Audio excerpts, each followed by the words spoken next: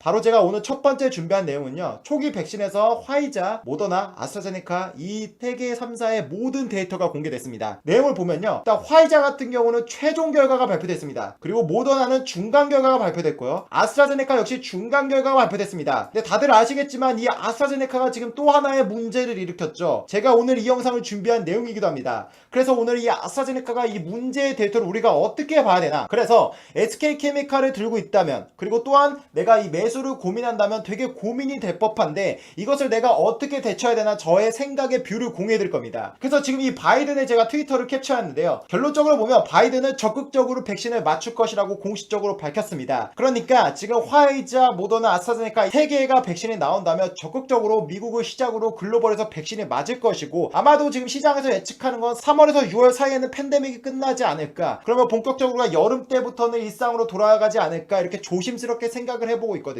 그러면 어쨌든 간에 우리는 주식을 투자하는 사람으로서 어떤 종목을 투자해야 되는지 각각 화이자, 모더나, 아스트라제네카 종목에서 한번 살펴보자고요. 자, 한번 내용을 보겠습니다. 가장 먼저는 모더나죠. 모더나가 가장 먼저 데이터를 발표했습니다. 그 데이터가 몇 프로냐? 바로 94.5%입니다. 이 데이터를요, 어떻게 발표하는지 보면요, 이렇게 발표합니다. 한 3만 명을 맞췄거든요. 그럼 얘네가 쭉 모니터링을 합니다. 그러면 얘네가 정한 코로나 걸린 숫자가 확인이 되면 그 데이터를 역추적해서 까보는 거예요. 근데 이 모더나가 이번에 중간 결과를 발표한 내용을 보면 코로나가 최종적으로 95명이 걸렸다고 합니다. 그래서 이 데이터를 역추적해봤더니요, 백신을 맞은 사람이 5명, 백신을 안 맞은 사람이 90명이 걸렸다라고 해요. 그래서 이 데이터가 지금 예방효과가 94.5%라고 나온 겁니다. 그런데 한 가지 조금 단점이 있는 게 뭐냐면, 모더나 같은 경우는 이 95명 중에 15명의 고령층이 포함되어 있어요. 근데 이 고령층에서는 50% 정도만 효과가 있었습니다. 그 말은 뭐냐, 이 중에 8명이 백신을 맞았는데 코로나에 걸린 것이고 나머지는 위약군이라는 거죠. 그러니까 조금 고령층에서는 효과가 조금 미비했다. 하지만 지금 중간 결과니까 이는 조금 더 지켜볼 필요는 있겠죠. 그런데 이 모더나 같은 경우는 여기 보시면요,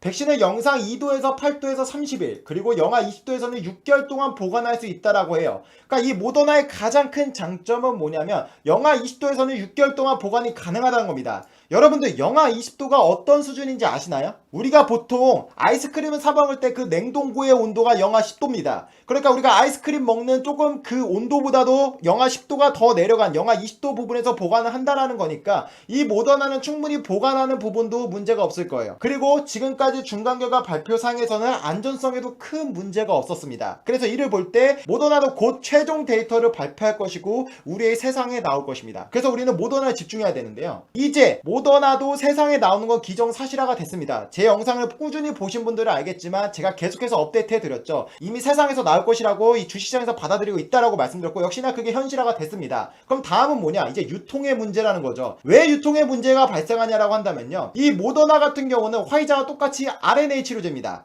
근데 이 RNA 백신 같은 경우는요, 인류 역사상 이 종류의 치료제가 나온 적이 없습니다. 그만큼 고난이도였다라는 건데요, 그 부분을 지금 모더나가 성공했다라는 거예요. 그래서 여기 보시면요, 지금 영하 20도에서는 무려 6달 동안 보관이 됩니다. 2도에서 8도는요 7일까지밖에 보관이 되지 않아요. 2도에서 8도는 어느 정도냐, 우리 냉장고 온도가 보통 2도에서 8도입니다. 그러니까 냉장고 정도면 7일이 지나면 이 상온에 노출되면 이 백신이 손상됩니다. 쓸 수가 없어요. 국내에서도 독감 백신에서 굉장히 이슈가 많았죠. 상온에 노출돼서 버렸다라고 했는데 그런 것들이 바로 이 콜드체인 관련해서 기술력이 안 된다라고 한다면 백신이 무용지물될 가능성이 존재합니다. 근데 우리가 여기서 중요한 건 뭐다, 모더나 같은 경우는 결국 냉장고 정도 온도로 하면 7일까지밖에 안 되고, 그리고 안전하게 6개월 동안 보관하려면 영하 20도 정도의 콜드체인 기술이 있어야 된다. 우리는 이것을 꼭 짚고 넘어가야 되는 거예요. 그래서 보면요, 이 모더나 같은 경우는 2021년도에 얼마큼 생산하겠다라는 계획을 발표했습니다. 그 계획이 어느 정도냐면요, 5억 도주에서 10억 도주입니다. 제가 그때도 말씀드렸지만 1도주당 1회분이라고 했죠. 그런데 모더나는 2번을 맞춰야 됩니다. 그러면 5억 도주라는 거 몇만 회분이죠? 2.5억 회분입니다. 그리고 10억 도주는 한마디로 5억 회분인 거예요. 그러니까 그렇게 양이 많지 않아요, 전 세계 인구를 따질 때는. 그러면 이를 볼 때요, 5억 도주라고 최소치를 가정한다고 한다면 이 대부분의 물량을 지금 론자가 다 가져갔습니다. 그래서 우리 론자 하면 딱 떠오르는 종목이 뭐가 있죠, 여러분들? 네, 당연히 삼바입니다. 지금 보시면 이 론자 같은 경우는 CMO 중에 전세계 1등이라고 말씀드렸죠. 사실 론자는 전통적으로 CMO 업체 중에 세계 강자였고 1등이었습니다. 실적을 보면요, 삼바보다도 영업이익이 3배에서 4배나 엄청나게 많이 나와요. 근데 지금 보시면요, 이 종목의 시가총액이 45조입니다. 주봉으로 보면요, 지금 꼭대기에서 놀고 있어요. 그러면 이를 볼 때 모더나의 물량을 대부분을 받았습니다. 그러면 아마도 이 론자는 시설 확충을 계속할 거예요. 이 모더나 같은 경우는 RNA니까 사실상 세상에 나온 적이 없던 백신이죠. 그러면 당연히 이 부분을 유통하는 부분에 있어서도 메이저 업체에 손을 내밀 수밖에 없습니다. 기술력이 상당하니까요. 그러니까요, 지금 이 론자는 앞으로 주가가 계속해서 우상향할 가능성이 매우 전 높다라고 봅니다. 여러분들 해외 주식 하시는 분이라면 당장 론자 한번 매수 고민해 보시고요. 그러면 여러분들 지금 삼바 시가총액이 얼마인지 아세요? 바로 52조입니다. 퍼센트로 따지자면요, 대충 15% 정도 삼바가 프리미엄을 받고 있어요. 왜 받고 있냐라고 본다면 삼성 바이오로스 같은 경우는 3공장 건립이 완공됐고 지금 4공장 건립이 이미 들어갔잖아요. 그래서 지금 전 세계에서 CMO 생산량은 1등이 됩니다. 그러니까 실적 부분에서 론자한테 뒤처지지만, 그러니까 론자가 전통 강자였다면 삼성 바이오로스는 지금 삼성이라는 모기업의 거대한 투자를 뒤로 얻고 엄청나게 생산량을 확대하면서 지금 글로벌 1등을 노리고 있다라는 거예요.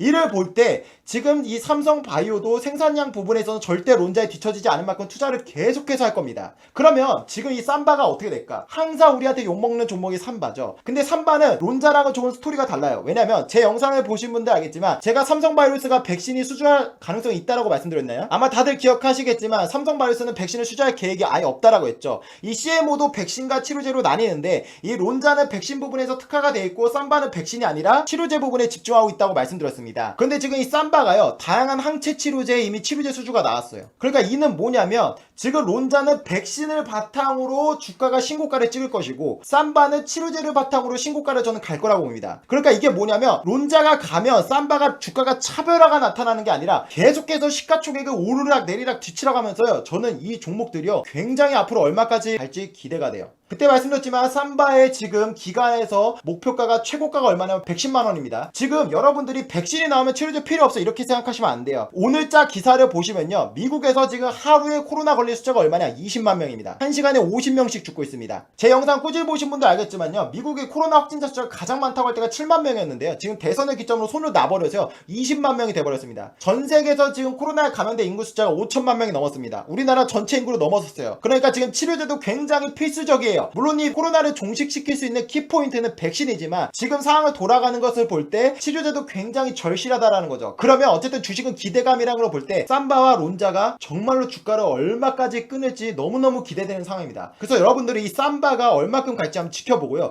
저 역시도 100만원 가능하지 않을까? 개인적으로 이렇게 보고 있다라는 거예요. 자, 그 다음이 뭐냐면 바로 이 화이자입니다. 여러분 여기서 주목해야 될 게 뭐냐면 화이자는 바로 최종 데이터를 발표했습니다. 중간 결과가 95%라고 했는데요, 최종 데이터에서도 역시나 똑같이 95%의 면역효과가 나왔다고 최종적으로 발표했습니다. 이를 바탕으로 지금 긴급사용 승인을 신청할 예정이고요. 지금 FDA에서는 12월 8일에서 10일에 미팅이 잡혀 있습니다. 그러면 여기서 공식적으로 접수를 하면 아마 2주 정도의 검토 기간이 거쳐서 연말 크리스마스의 선물을 통해서 화이자 백신이 최종적으로 가장 먼저 승인이 날 것이라고 개인적으로 예측합니다. 그래서 아마도 상징적으로 올해가 가기 전에 승인을 내주지 않을까 이렇게 생각했는데요, 여기 보시면요, 화이자 CEO가 이렇게 말했습니다. 코로나 종식 여정에 중요한 발걸음을 했고요. 그리고 미국의 대표 언론사인 CNN 같은 경우는요, 안전 문제에 이정표를 세웠다라고 굉장히 높이 샀습니다. 그리고 우리가 가장 중요한 게 뭐다? 모더나는 지금 고령층에서 50% 정도 효과였죠. 아직 중간 결과이기 때문에 이 부분이 올라갈 여지는 있습니다. 근데 지금 화이자 같은 경우는 최종 결과에서도 65세 이상 고령층도 예방 효과가 이미 94%를 넘겼습니다.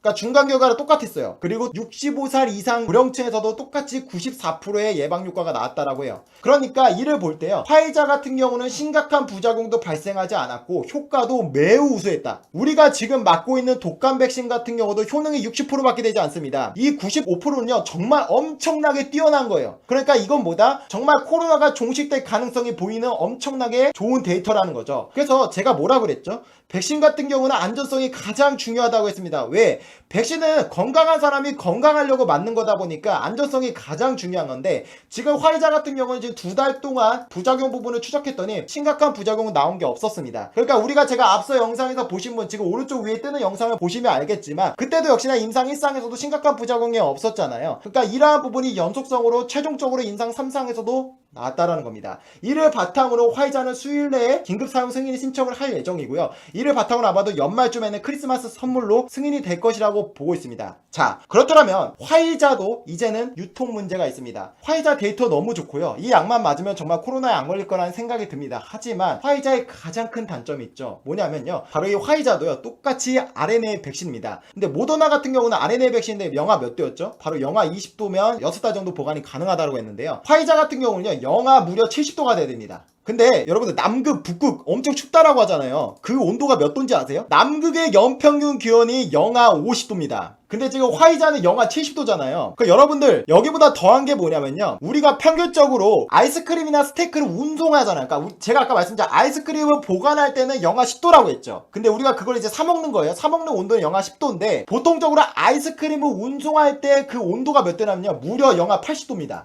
근데 그러면 이렇게 생각할 수 있겠죠? 그러면 그냥 아이스크림 운동할 때처럼 똑같이 운송하면 되는 거 아니냐? 절대 아니에요. 왜? 이거는 의약품이다 보니까요, 아예 그 기준이 달라요. 이 영하 70도로 지금 세상에서 의약품을 나른 경험이 없을 겁니다. 왜? RNA 백신이 나온 적이 처음이잖아요. 그래서 우리는 이 화이자와 관련된 이 콜드체인, 수혜주에서 매우 집중해야 된다라는 거예요.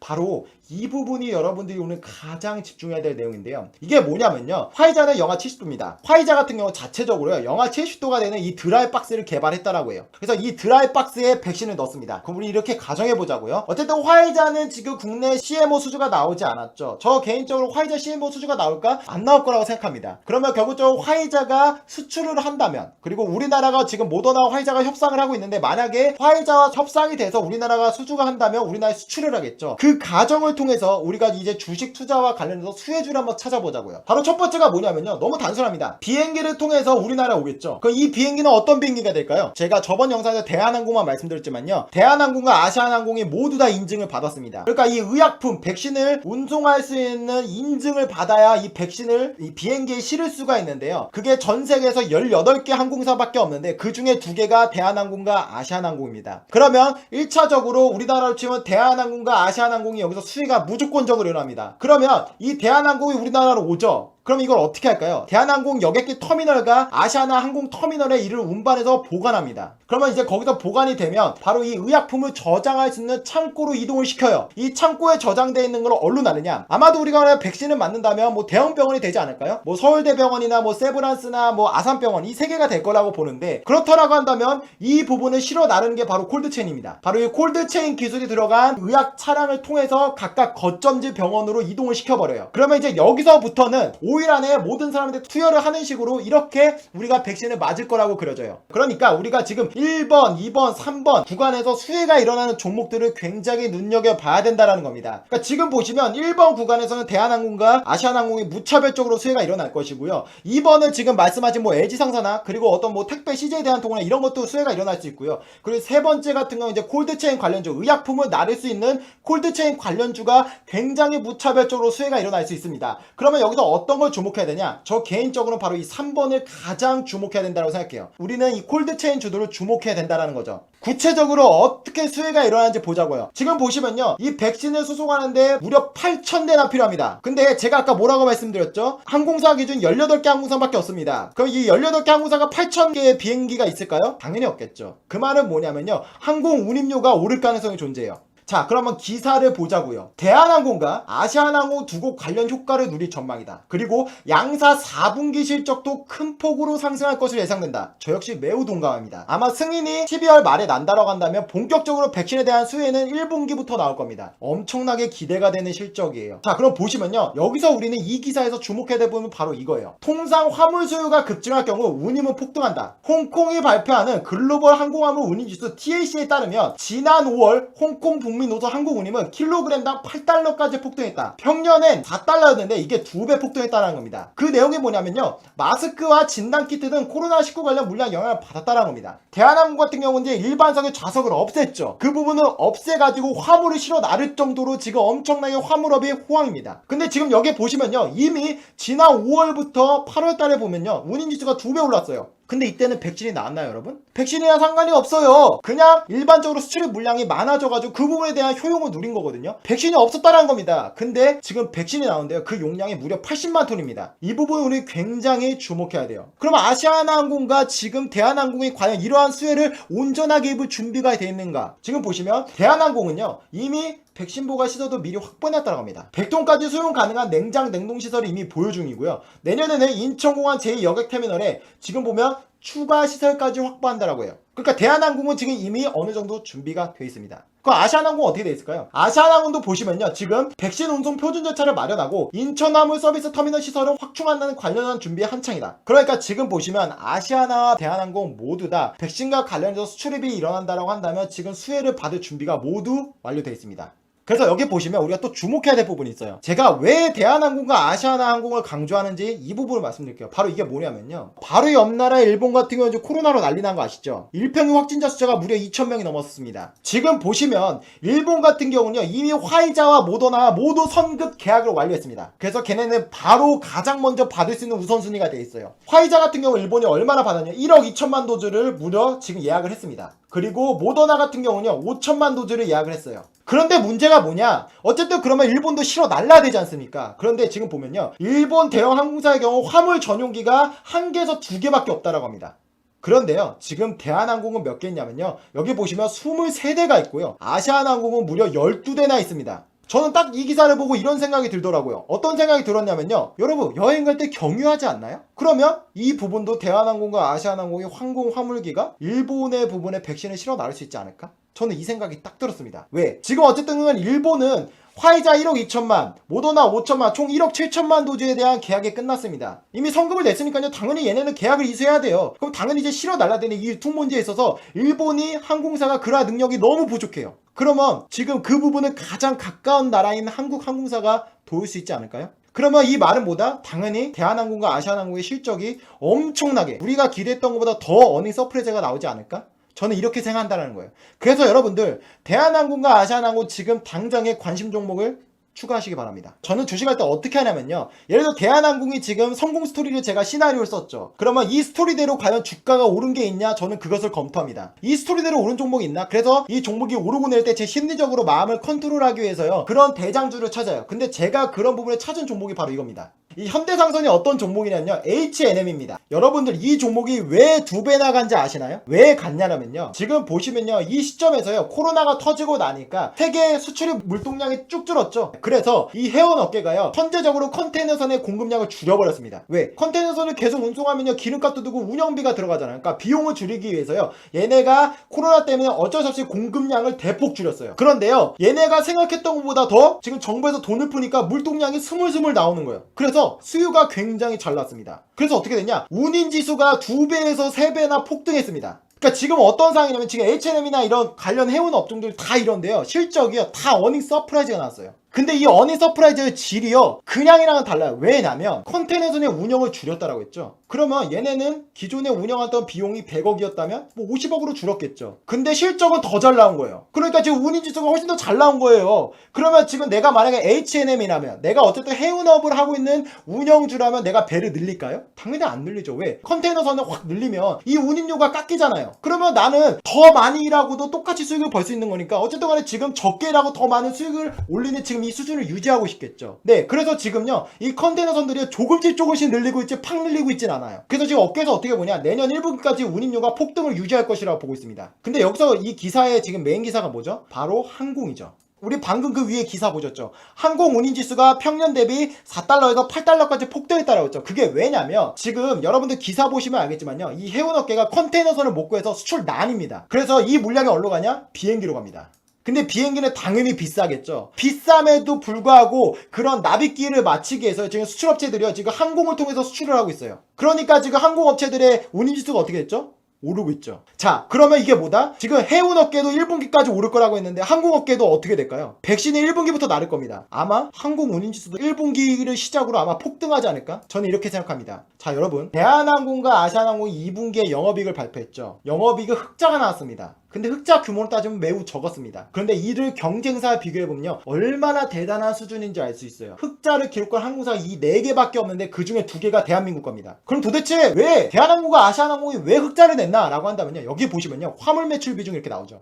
대한항공은 지금 전체 비행기 중에 화물기가 23대고 그 안에서 매출 비중을 따지면 무려 20%가 됩니다. 아시아나항공 같은 경우는 화물기가 12대에 불과하지만 매출 비중을 따지면 21%예요. 그러니까 어떻게 보면요, 대한항공과 아시아나항공이 이제 노출된 비율은 똑같다라는 겁니다. 투자적으로 볼 때 대한항공이든 아시아나항공이든 어쨌든 모멘텀 부분은 비슷하다라는 거예요. 여러분들이 호불호로 선택하면 된다는 겁니다. 근데 제가 아까 뭐라고 말씀드렸죠? 운임지수가 급등했다라고 했죠. 그래서 제가 이 운임지수를 한번 데이터를 찾아서 가져와 봤는데요. 바로 이게 TAC 지수입니다. 이게 바로 항공운임지수인데요. 근데 여기 보시면 녹색이 뭐냐면요, 홍콩에서 놀스 아메리카. 그러니까 이게 가장 중요한 겁니다. 왜? 홍콩이 어쨌든 아시아고 지금 미국이 놀스 아메리카니까요. 여기서 오는 게 바로 한국의 운임지수라고 판단하시면 돼요. 그래서 여기 보시면 지금 홍콩과 유럽이 빨간 선이고요. 그리고 프랑크푸르트, 그러니까 유럽과 미국의 그 선이 바로 주황색이라고 보시면 돼요. 그럼 우리한테 지금 가장 중요한 건 무슨 선이죠? 당연히 녹색이겠죠. 근데 지금 보시면요, 이 수준이 가장 높습니다. 원래 평균적으로 원래 4달러가 안 했는데요. 아까 지금 기사처럼 8월달에 8달러를 찍고 급락을 했지만 지금 그러니까 6달러 조금 안 되는 수준에서 지금 오를 만한 조짐이 보이고 있어요. 그런데 여기서 오를까 안 오를지가 지금 내가 대한항공과 아시아나항공을 볼 때 가장 중요한 모멘텀이겠죠. 근데 평균적으로 4분기에는요, 이 항공 화물기가 비수기입니다. 물동량이 적어요. 그런데 지금 보시면 백신이 제가 언제 나른다라고 했죠, 여러분? 그러니까 어쨌든 투자는 기대감을 먹는 거기 때문에 기대감을 볼 때 당장 1월부터 기대감이 나올 겁니다. 그죠? 12월 말에 허가가 나면 어쨌든 간에 실어 날라다니까요. 당장 주식에 대한 기대감이 1월부터 있다라고 보시면 돼요. 그러니까 지금 당장 대한항공과 아시아나항공 여러분들 개별적 분석이 필요한 겁니다. 그러면 이 지금 운임지수가 어떻게 될까요? 물론 이건 여러분들이 보시고 내려간다고 판단할 수 있지만 저는 이 부분이 계속 올라가지 않을까 생각합니다. 비수기임에도 불구하고 지금 전년보다도 높은 수준을 유지했어요. 저는 이 부분을 굉장히 주목했거든요. 정상적으로 돌아가지가 않았습니다. 운임지수가요. 왜? 이 부분은 똑같은 거예요. 지금 아까 보셨잖아요. 해운업이 이렇게 갔잖아요. 그죠?